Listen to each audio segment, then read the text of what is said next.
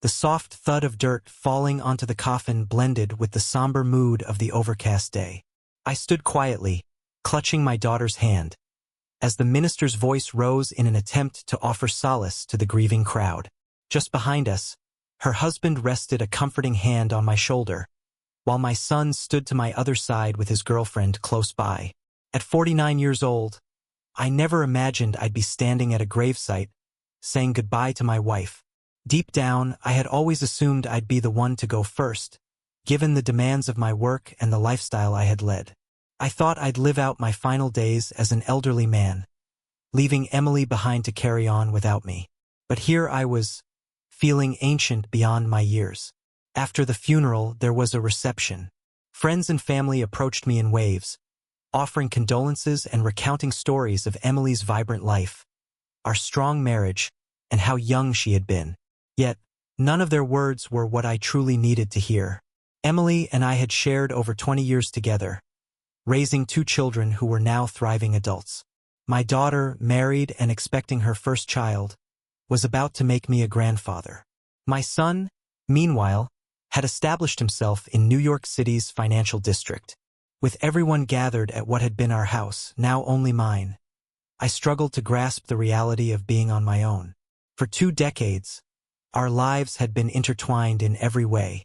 Now everything felt strange, detached, and singular. About 40 people filled the house, talking and expressing their support. But all I wanted was solitude. Overwhelmed, I quietly slipped out to the backyard, heading for the gate to take a brief walk and clear my mind. As I closed the gate behind me, a car pulled into the alley, parking right beside me. Out stepped Lucas, Emily's younger sister, the very last person I wanted to see at that moment.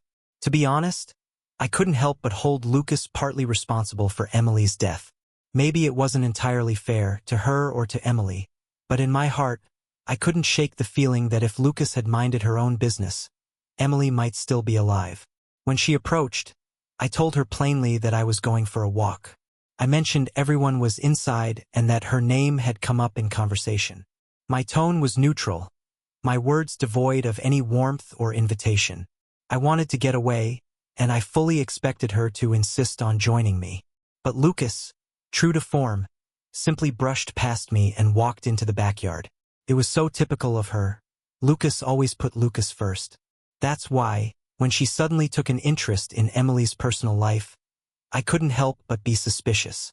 It wasn't like her, not in the slightest. For now, though, I was just relieved to be rid of her, if only temporarily. The tension between us felt like a dark cloud, heavy and unyielding. Whatever bond we might have shared as family had long since unraveled. To me, Lucas wasn't welcome, not now, maybe not ever.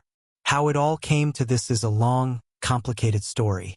But standing here, it was clear that everything had culminated in this moment, this funeral. Life, like a river, flows forward relentlessly, no matter the wreckage left behind. Emily and I met shortly after college at her workplace. I'd gone to the insurance company where she worked to renew my home and auto policies, and she happened to be the agent assigned to me. From that first meeting, I found myself looking for excuses to go back, until one day I finally gathered the nerve to ask her out. We dated for several months before realizing we were deeply in love, and soon after we got married. Together we built a life, raising 2 children and sharing a happy, fulfilling marriage, until everything changed 2 years ago.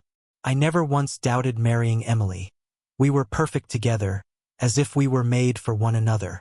Then, Lucas started showing an unusual interest in Emily's life. To be fair, I think her intentions were good. Lucas seemed to believe Emily needed to explore new horizons and grow as a person.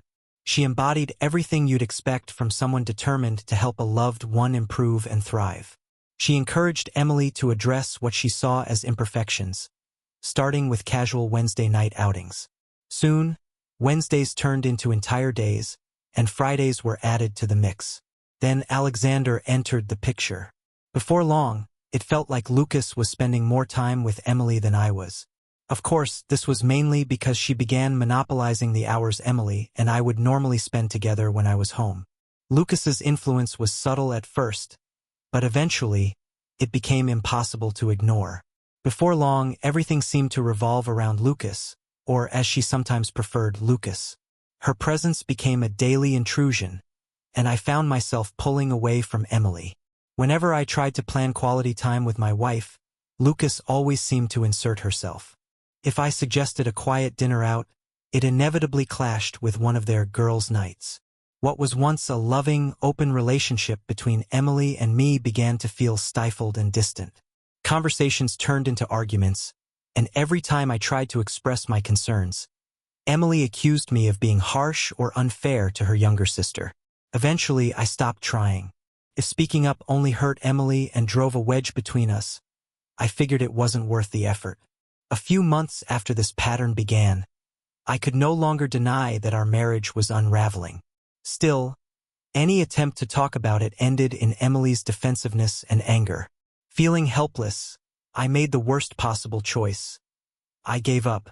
Instead of fighting for our relationship, I buried myself in my own activities, while Emily drifted further into her own world. On the rare evenings we were home together, it felt as though we were strangers sharing a roof. Then came the night when everything fell apart. Or perhaps the unraveling had begun the evening before. It was a Friday, and like clockwork, Emily and Lucas had gone out for one of their regular outings. They left around 6:30, and I stayed back working on a project in the garage. Making my own dinner had become routine by then, so I whipped up something simple and ate while listening to music on my old boombox. Immersed in my work, I stayed in the garage until 11 o'clock, then headed inside. I assumed Emily would already be in bed, but the house was empty. Noticing the phone's light blinking, I played the message. Emily had called to say she was staying at Lucas's for the night, explaining it was too late for her to drive home safely. She casually added that she'd see me in the morning. Her tone stung. It felt dismissive, as though it didn't matter to her whether we spent time together or not. I couldn't help but think bitterly that, at this rate, she might as well move in with her sister permanently if that's where she found her happiness. Jealousy and frustration gnawed at me. I missed my wife, her warmth, her laughter, the ease with which we used to connect. But Lucas's growing hold on her seemed to have stolen all of that away. Listening to the message again, I noticed faint voices in the background. Men's voices. It sounded like a party at Lucas's house, and the realization made my chest tighten. I called Emily's cell phone, only for a man to answer. He told me she was occupied, and hung up as soon as I introduced myself as her husband. My anger flared, and I called again and again, but no one picked up. Unable to take it anymore, I decided to drive over to Lucas's. When I arrived, though, her house was completely dark. No one was home. That's when it hit me. I had called Emily's cell, not Lucas's house phone. I had no idea where she actually was or who she was with. Frustrated and anxious, I drove back home, poured myself a drink, and sat in silence, trying to piece things together. My mind raced with possibilities. Was Emily choosing this life on her own? Had she willingly invited those men into her circle? The thoughts churned, and each drink only muddled my judgment further. The next morning, I woke with a pounding headache and a sense of dread. My reflection in the mirror startled me. I saw a man who looked utterly lost. After a shower and a handful of aspirin, I managed a light breakfast and settled in to wait, hoping Emily would call or come home. Hours passed. Finally, around 2 o'clock in the afternoon, she arrived, looking radiant and wearing one of my favorite dresses, an outfit she'd typically reserve for special occasions. I tried to keep my emotions in check as I asked where she'd been and about the man who had answered her phone. Emily attempted to sit down but missed the chair entirely, collapsing onto the floor in tears. I felt overwhelmed and walked out to the garage, blasting loud music and burying myself in work to vent my frustration. Sitting there amidst the noise, it all became painfully clear. Lucas's interference had been the turning point in our marriage. Before she came into the picture, Emily and I had been happy, but her influence had driven us apart. As much as I wanted to believe there was still hope, I couldn't ignore the nagging fear that Emily was seeking comfort elsewhere, maybe even in the arms of another man. By the time I left the garage that evening, I had come to a grim realization. Emily and I were likely beyond saving. The life we had built together seemed to be slipping through my fingers, and divorce felt inevitable. When I walked back into the house, the emptiness hit me like a wave. Emily was gone, likely turning to Lucas for support. I headed to our bedroom, and my heart sank when I saw her dresser drawers emptied. Panic set in, and I turned to our online banking accounts, determined to protect the savings and financial security we had built over the years. I didn't want to risk being blindsided financially on top of everything else. Afterward, I called a friend who had been through a divorce, hoping his experience could offer some guidance. We arranged to meet and talk about what was happening with Emily and me. Later, I sat down with our kids, explaining the tension in my marriage and Emily's apparent decision to leave. It was a hard conversation, but they needed to understand the situation. The following week felt endless.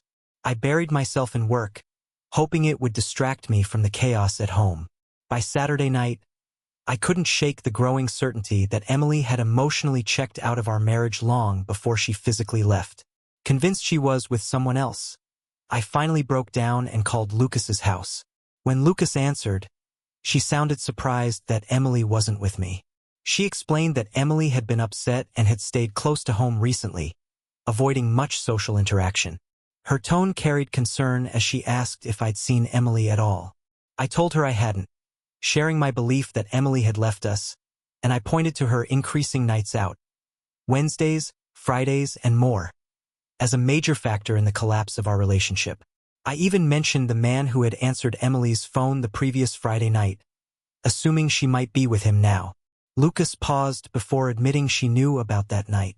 She explained that Emily had come home Saturday afternoon, looking like she had been trying to hold herself together. Emily had mentioned the strange man answering her phone and had broken down crying. Later, when Lucas had returned from the garage, Emily was gone, her things packed and taken. I didn't hold back my anger, blaming Lucas outright for meddling in our lives and tearing my marriage apart.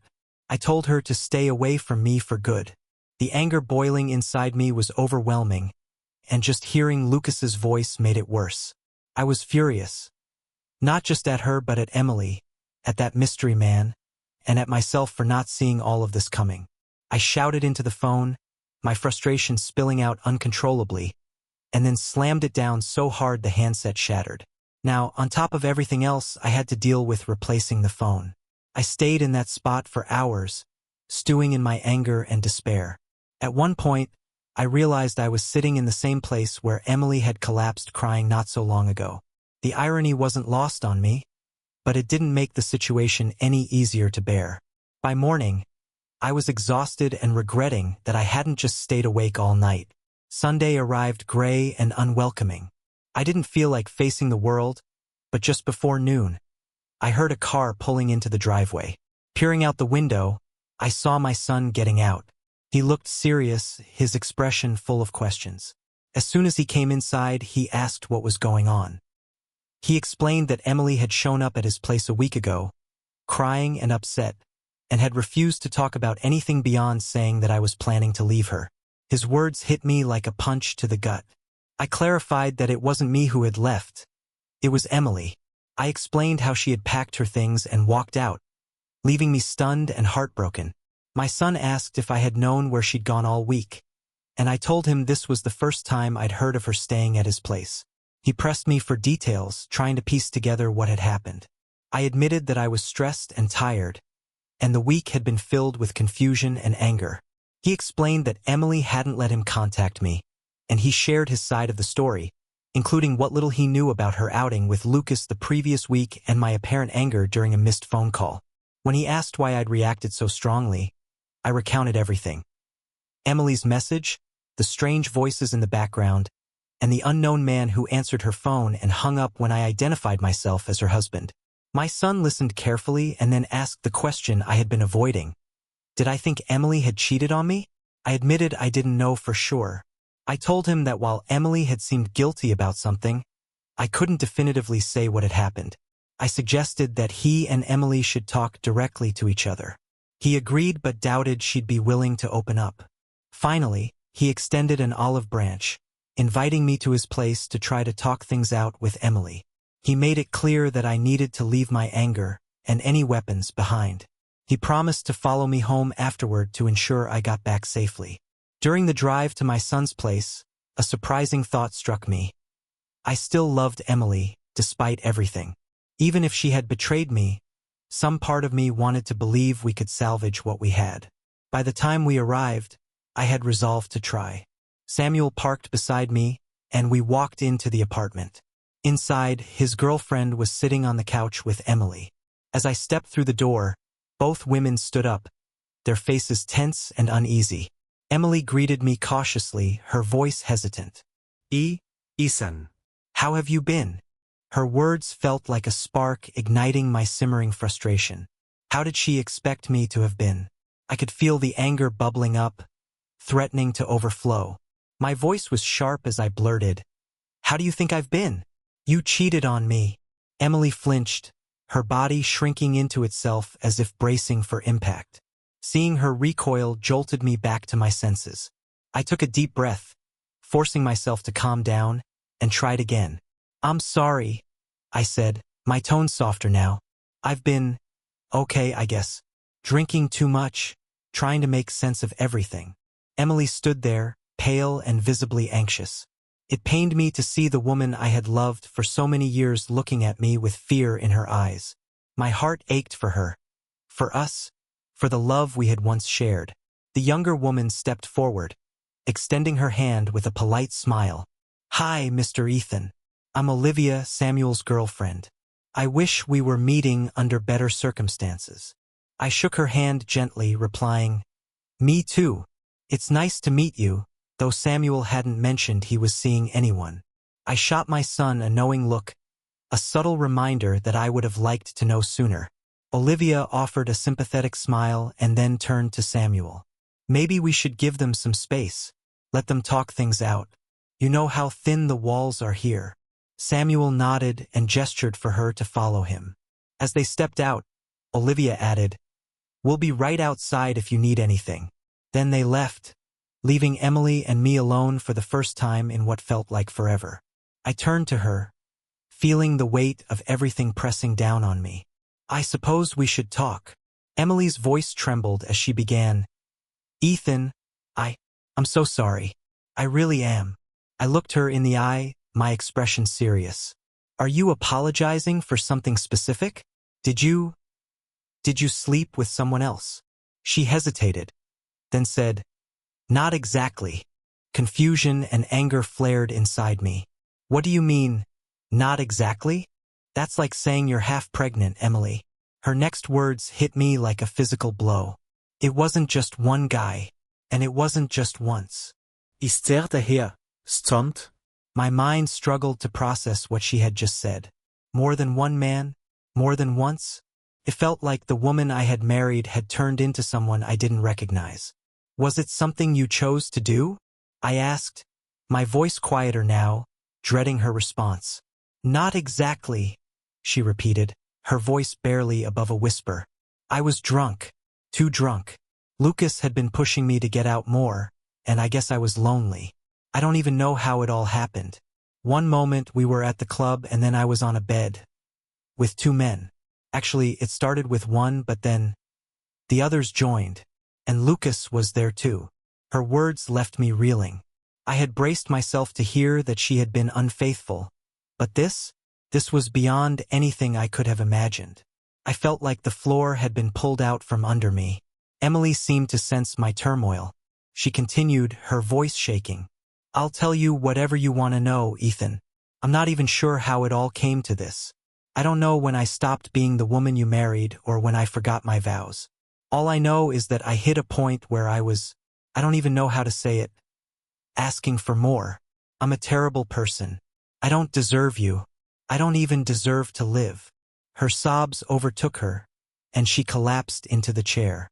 I watched her, feeling a whirlwind of emotions. Anger, sorrow, confusion. I didn't know what to say. The enormity of it all was overwhelming, and I could feel nausea rising in my stomach. I excused myself, rushing to the bathroom to vomit. When I returned, wiping my face with a damp towel, Emily was sitting at the table, her face buried in her hands as she cried softly. For a moment, I wanted to go to her, to comfort her, but I stopped myself. Could we ever come back from this? Taking a deep breath, I sat down across from her. My voice was steady as I asked, "So, all those nights out with Lucas, were you just out looking for men?" She shook her head vehemently. "No, never. It wasn't like that. That night, we were at a new club. I told you I'd been drinking too much. These guys started buying us drinks, dancing with us, complimenting us. I felt, I don't know, beautiful, playful. And then, the next thing I knew, I was leaving you that message saying I was too drunk to come home. And we went to their place." She looked at me with tear-filled eyes.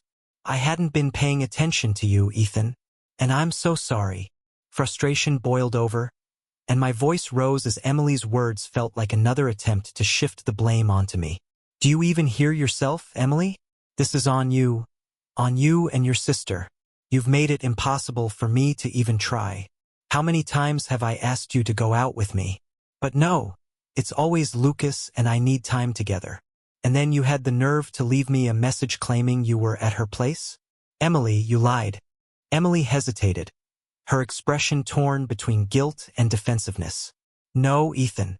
At the time, I genuinely thought we were heading to Lucas's.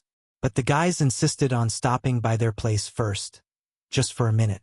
One of them needed to grab something, and we didn't think it was a big deal. But we ended up staying. I swear, if I hadn't felt so neglected, maybe I'd have been stronger, better prepared to avoid what happened." Her words made my anger flare again. I couldn't stop myself from snapping. "Neglected? Are you seriously using that excuse again? Let me remind you who's been pushing who away. Every Wednesday, Friday, and Saturday you're out with Lucas. Always Lucas this, Lucas that. You've been shutting me out for months.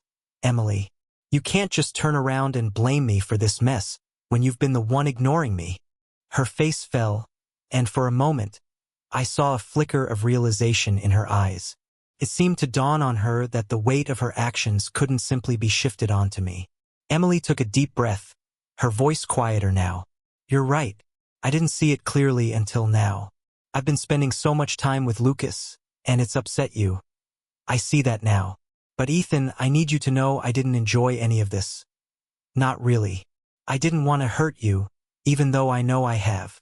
Her voice trembled as she continued. "Something in me just snapped that night. I don't even know how it happened, but once it started, I couldn't stop. The experiences with those men, it awakened something in me. They were different tastes, textures, sizes, combinations. And part of me wanted to explore those things with you but didn't know how to ask. I got caught up in it, Ethan, and in doing so, I lost you. I see that now." Her candor left me stunned. She wasn't hiding or sugarcoating anything, which only made her confession harder to hear. "I've made a mess of everything," she added, her voice cracking. "But I want to make it right. I want us to work. I'll do anything to fix this." Her eyes met mine, filled with a glimmer of hope, and she made a heartfelt plea. "I want to stay married to you. I'll stop going out without you. I'll stay home, be the wife you deserve, and meet whatever expectations you have of me. Just, please, give me a chance." Her words sounded genuine, but I couldn't shake my doubts. "And what happens when things settle down? Emily, will you go back to the same behavior? Because let's not forget, you've been shutting me out for months now. You let Lucas drive a wedge between us. I felt ignored, avoided, like I didn't even matter anymore." My voice grew louder as anger bubbled to the surface. "And here we are, trying to clean up a mess you made because you wouldn't let me in." Before the situation could escalate further, Samuel and Olivia walked into the kitchen, their presence cutting through the tension. Samuel spoke firmly but gently. "Dad, let's take a breather. Olivia and I will step out with you for a bit. Mom and I can talk alone for now." Olivia gave me an understanding look and gestured toward the door. "Come on, Mr. Ethan. A quick walk might help." Reluctantly, I followed them outside, where Olivia's calm voice broke the silence. "You're angry, and you have every right to be, but I think Emily really wants to make things right. She's remorseful, Ethan. I can see it. I let out a bitter laugh, my frustration pouring out. Remorseful, huh? She and Lucas drank themselves into this disaster, and now I'm supposed to believe she's sorry? She spent months shutting me out, Olivia. Months. How am I supposed to trust her again? Olivia nodded empathetically. You're not wrong to feel that way, but alcohol can lead people into situations they regret, even if it doesn't excuse what happened. And for what it's worth, I don't think she's blaming you, Ethan. She's blaming herself for letting things get this far. As we walked, I found myself venting about Emily's relationship with Lucas, how it felt like they had teamed up to push me out. The resentment I felt was overwhelming. Olivia listened patiently, then shared something personal. My parents went through something similar, she said softly. My mom got involved with someone while out with friends. Tore my parents apart for a while. I thought my dad would kick her out, but somehow they worked through it. It wasn't easy, but they managed to rebuild what they had. Her words gave me pause. Could Emily and I do the same? The thought lingered as we returned to Samuel's apartment, where Emily and I would face the next chapter of this difficult conversation. I asked Olivia about the current status of her parents' marriage. She explained that while they had managed to work through many of their issues, they ultimately didn't stay married. Olivia emphasized that, while Emily's actions were unquestionably wrong, it didn't mean she didn't still love me. She spoke about how alcohol and indulgence could cloud judgment, lowering inhibitions and making people act in ways they wouldn't otherwise. Emily had made a significant mistake, Olivia acknowledged, but moving forward required confronting the issue head-on instead of dwelling in anger. Her words resonated with me, and as we continued walking, my anger began to subside. Olivia's calm, empathetic tone soothed some of my frustration, and I started to think about the possibility of working through this with Emily. With a faint, half-hearted attempt at humor, I asked Olivia if it was time for me to return to my conversation with Emily. Although I was still wrestling with righteous indignation and hurt, Olivia's guidance gave me a sense of direction. Olivia took a moment to ask about my relationship with Emily before things started to fall apart. I admitted that, like many long-term couples, the excitement of the early years had faded. Still, I thought we were in a good place overall. However, I acknowledged that I might not have taken Emily out enough or shown her the kind of attention she needed. Once Lucas started monopolizing her time, it became harder to connect with her. Emily often declined my invitations or seemed irritated when I tried, and over time we drifted apart. Olivia pressed further. What about the little things? Bringing her flowers, spontaneous compliments, making her feel special. Were you still doing those things? I hesitated before answering. Our sex life was fine, I said. But maybe I wasn't as romantic as I could have been. The gestures you're talking about, I guess they became less frequent over time. Olivia nodded thoughtfully. Those small gestures matter more than you realize. Romance isn't just about grand moments. It's about keeping the spark alive in everyday ways. It's easy to grow comfortable and forget that, but couples need to nurture those connections. Feeling a bit defensive, I asked if she was trying to take Emily's side. It's not like this is all my fault, I said sharply. I've been trying to fix things, but Emily kept shutting me out. Despite everything, I've never even thought about being with another woman. I love her too much to betray her like that. Olivia didn't take offense. Instead, she encouraged me to go back to Emily with that same honesty and love. If you love her that much, Ethan, then let her know. Be direct, but calm. Talk it through. You might be surprised at how love can rebuild things, even after something this painful. When we returned to Samuel's apartment, Emily was sitting at the table, her eyes red but steady. She looked up at me with a mixture of hope and uncertainty. I don't know where we go from here, Ethan, she admitted softly. I want to be with you, but can you forgive me? Can you even want me after what I've done? I asked her to clarify, and she took a deep breath. What I did, it was a one-time thing. It will never happen again. But I know that doesn't erase the hurt I caused. I'm so sorry, Ethan. I don't know how to make it right, but I want to try. I just don't know if you'll let me. I tried to articulate my feelings, though it was difficult. What you did, Emily, it broke something in me. I can't just ignore it, especially given the circumstances. It wasn't just one person. It was multiple people. And Lucas, your own sister was involved. That makes it so much harder to process. And the worst part is, I was trying to fix things between us, but you wouldn't let me in.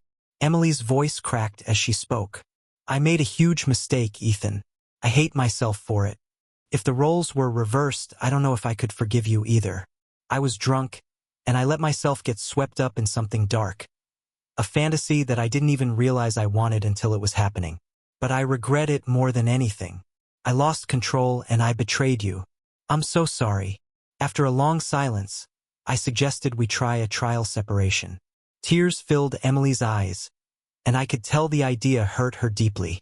Perhaps she had been bracing herself for a harsher reaction from me. But this still wasn't what she wanted to hear. I still love you, Emily, I said, my voice low. And I don't want to lose you without a fight. But I can't pretend this didn't happen.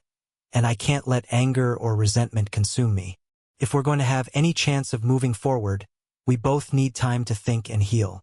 Emily nodded through her tears, understanding the weight of my words. While the idea of a separation wasn't easy for either of us, it felt like the only path forward for now. Olivia strongly objected to the idea of a trial separation. Drawing on her parents' experience, she warned that such arrangements often led to divorce rather than reconciliation. Instead, she proposed that Emily and I remain in the same house while creating some physical and emotional space to process our feelings. Her reasoning was that being close would allow us to address our issues together rather than drifting further apart. Her insight resonated with me, making me question whether separation, even temporary, was the best course of action. Samuel voiced concern about the intensity of my anger and whether Emily would be safe around me. I admitted to feeling deeply angry, even volatile at times, but I assured him that I would never harm Emily. Olivia emphasized that confronting the situation head-on, together, was the only way to work through the hurt and uncertainty. She acknowledged the difficulty of such a path but believed it offered the best chance for healing and clarity. Though I valued Olivia's perspective, I wasn't sure she fully understood the depth of my pain and the complexity of the situation. I needed time to think. The strain of the past week had left us all emotionally drained, and I didn't want to make a rushed decision. I told Emily I needed a day to reflect and asked Samuel to take her to a nearby motel for the night. I promised to share my decision the next morning. When I returned the following day, it was clear none of them had slept much. Emily, Samuel, and Olivia looked exhausted and anxious, their faces shadowed by uncertainty. Knowing the weight of my decision, I took a deep breath and suggested that Emily come back home, but with conditions. I admitted that I might still get angry, and there would likely be times when I raised my voice. To create some space for both of us, I proposed that we stay in separate rooms, our bedroom and the guest bedroom. Emily's relief was visible, though it was tempered by lingering fear and broken trust. Emily suggested counseling, which I initially dismissed, joking that Samuel and Olivia had become our unofficial therapists. But she clarified that she meant professional counseling. After a moment's thought, I agreed, recognizing the importance of having objective guidance. We decided to begin both individual and couples counseling the next day. As Emily and I prepared to leave, she asked where my car was parked. Mark offered to retrieve it from the parking garage.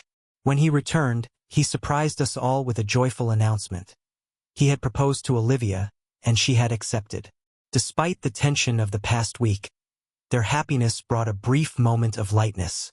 We welcomed Olivia into the family with warm congratulations and good wishes. Then Emily and I headed home, our drive marked by heavy silence and an undercurrent of tension. The week that followed was fraught with anxiety and uncertainty, but counseling began to provide a framework for us to address the pain we had endured. Over the next 8 months, we committed ourselves to the process, delving into our individual struggles and the challenges in our relationship.